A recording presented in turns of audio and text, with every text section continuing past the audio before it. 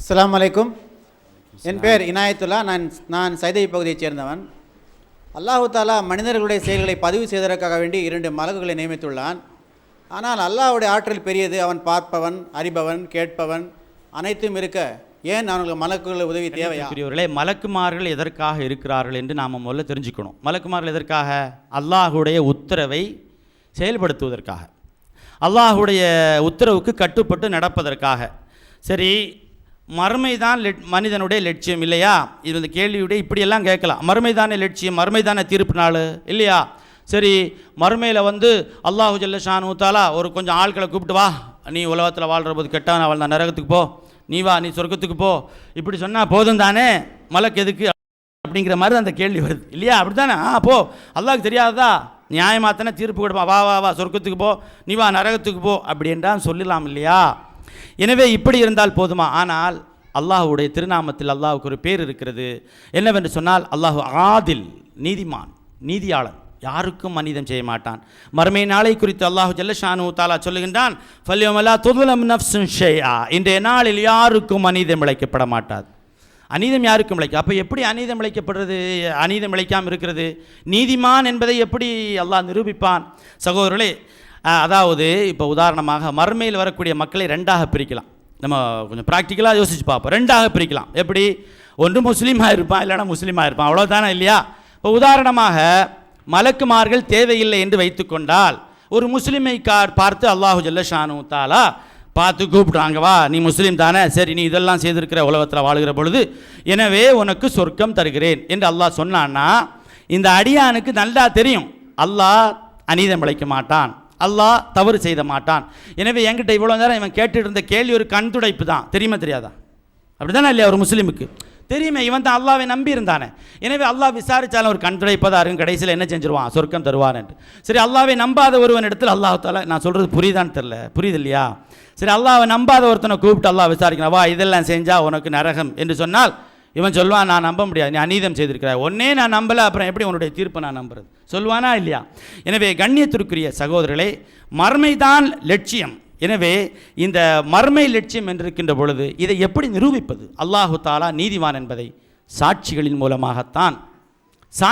மூலமாகத்தான் நிரூபிக்க முடியும். ஒரு சாட்சி நீங்கள் கோர்ட்டில் நீங்கள் பாருங்கள், வாதிடுவதன் மூலமாக மட்டுமல்ல, இது என்னென்ன சாட்சிகள், என்னென்ன விட்னஸ், என்னென்ன ஐ விட்னஸ் என்று சொல்லுகிற பொழுது மறுக்க முடியாது யாராலும்.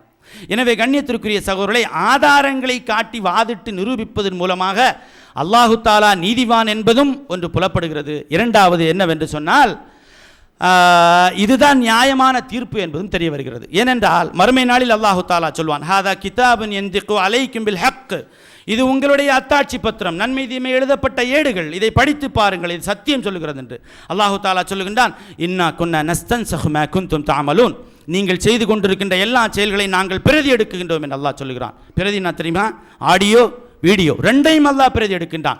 வெறும் பேச்சுக்களை மட்டுமல்ல, மறுமை நாளில் போட்டு காட்டப்படும், பார் இன்ன இடத்தில், இன்ன நேரத்தில், இன்ன ஊரில் நீ இன்ன நேரத்தில் இதை செய்து கொண்டிருந்தா என்று ஆடியோ, நீங்கள் போடுற ட்ரெஸ்ஸு, எந்த இடத்துல இருந்தீங்க, எல்லாம் அல்லாஹு ஜல்ல ஷானு தாலா உங்களுக்கு போட்டு காட்டுவான். இதை ஆதாரப்பூர்வமாக நிரூபிக்கின்ற பொழுது யாரும் மறுக்க முடியாது. அந்த செயலைத்தான் மலக்குமார்கள் இங்கு செய்து கொண்டிருக்கின்றார்கள்.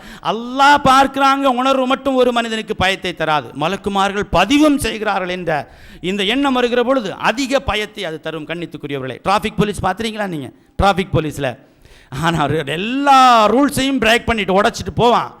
ஆனால் கடைசியில் அந்த டிராஃபிக் போலீஸ் பிடிச்சா நான் பண்ணவே இல்லைப்பா, ஆனால் ஆடியோவில் பார் நீ போயிருக்கிறத பார், அப்படி வெளிநாட்டிலலாம் பார்த்தா தெரியும் இல்லையா? 120 கிலோமீட்டர்ஸ் மேலே போகக்கூடாதுன்னு சொன்னால் இவன் போயிருப்பான். பாசிங்காக போகிற போது ஃபைன் வந்திருக்கும், நீ என்னென்ன முறையில் நீ இந்த ரூல்ஸ் உடைச்சிருக்கிற அப்படின்னு. இல்லையே அப்படிம்பான். உடனே வீடியோ போட்டு காட்டுவான், பார் என்று. ஒரு தடவை தான், மறுநாள் இன்னொரு தடவை நான் அவ்வாறு செய்ய மாட்டான். ஏன் செய்ய மாட்டான் சொல்லுங்க பாப்பா? ஏனென்றால் எல்லா செயல்களும் என்னுடைய ஹைவேல நான் போகிற போது, ரோட்டில் போகும்போது எல்லா செயல்களும் பதிவு செய்யப்படுகிறது என்ற உணர்வு. எனவே மலக்குமார்கள் பதிவு செய்கிறாள் என்ற உணர்வு வருகின்ற பொழுது கண்ணியத்திற்குரிய சகோதரர்களே, ஒரு மனிதனுக்கு அதிகம் அச்ச உணர்வு வருகிறது. அதுதான் முக்கியமான காரணம். கண்ணியத்திற்குரிய சகோதரர்களே, பிலால் இப்னு ஹாரிஸ் என்று சொல்லக்கூடிய ஒரு சஹாபி ஒரு ஹதீஸை அறிவிக்கின்றார்கள். என்னவென்று சொன்னால், நபிகள் நாயகம் ஸல்லல்லாஹு அலைஹி வஸல்லம் அவர்கள் சொன்னார்கள், ஒரு மனிதன் எத்தனையோ பேச்சுக்களை பேசுகின்றான், ஆனால் அவன் பேசுகின்ற பேச்சுக்களிலிருந்து ஏதாவது நல்ல பேச்சு அல்லாஹ்வுக்கு திருப்தியை தந்துவிட்டால் அல்லாஹு ஜல்லஷானு தஆலா மறுமை நாள் வரை இவன் மீது தன்னுடைய திருப்தி உண்டாகட்டும் என்று எழுதி வைக்கிறான். பிலால் இப்னு ஹாரிஸ் என்கிற சஹாபி ரசூலுல்லாஹ் சொன்னதா சொல்றாங்க.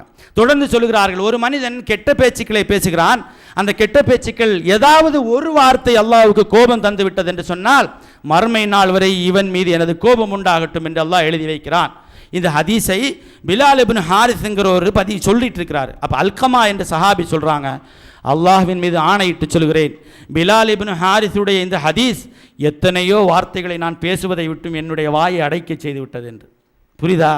அப்படின்னா நான் பேசலான்னு நினச்சேன், ஆனால் இந்த வார்த்தை நல்லதாக இருக்குமா கெட்டதாக இருக்குமா தெரியலையே அப்படிங்கிறதுக்காக. புரியுதுங்களா? எனவே மறுமை நாளில் நம்முடைய வேடுகள் நம்முடைய கரங்களில் கொண்டு தரப்படும். அல்லாஹு தாலா சொல்லுன், இக்ரா கிதாப கஃபா பினப்சிக அல்யௌம அலைக ஹஸீபா. படித்து பார் உனது ஏடை. அல்லாஹ் தருவாங்கல்ல பிடி, இதுதான் அவனுடைய ஏடு. படித்து பார், உனக்கு நீயே சாட்சிக்கு போதுமான, உனக்கே தெரியும் என்று. அப்போ அதற்காக அவ்வாறு தருவதற்காக வேண்டித்தான் இந்த மலக்குமார்கள். எந்த அளவுக்கு என்று சொன்னால், நான் சாப்பிட்டேன், நான் குடித்தேன், நான் போனேன், நான் வந்தேன் என்று சொல்லப்படக்கூடிய இந்த வார்த்தைகள் கூட பதிவு செய்யப்படுகிறது.